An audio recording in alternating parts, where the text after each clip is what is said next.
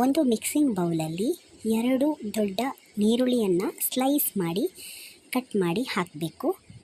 ಅದಾದ ನಂತರ 1 green chilli ಹಸಿಮೆಣಸಿನಕಾಯಿ ಹಾಕಬೇಕು, ಸಣ್ಣದೇ ಹೆಚ್ಚಿ.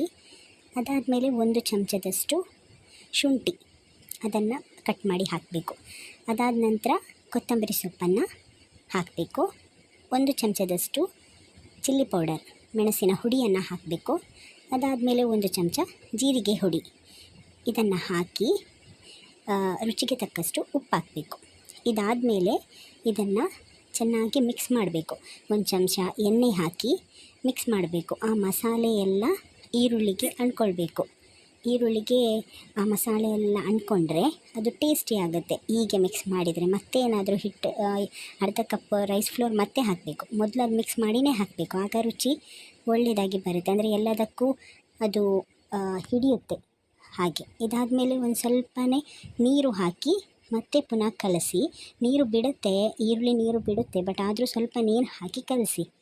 ಈಗ ಒಂದು ಬಾಲ್ನಷ್ಟು ಉಂಡೆಯನ್ನು ತೆಗೆದು ಅದನ್ನು ಸ್ವಲ್ಪ ನೀವು ಚಟ್ಟೆ ಥರ ಮಾಡಬೇಕು. ಚಟ್ಟಂಬಡೆ ಮಾಡ್ತೀರಲ್ಲ ಆ ಥರ ಸ್ವಲ್ಪ ಚಟ್ಟೆಗೆ ಮಾಡಿ ಎಣ್ಣೆಯಲ್ಲಿ ಕರಿಬೇಕು.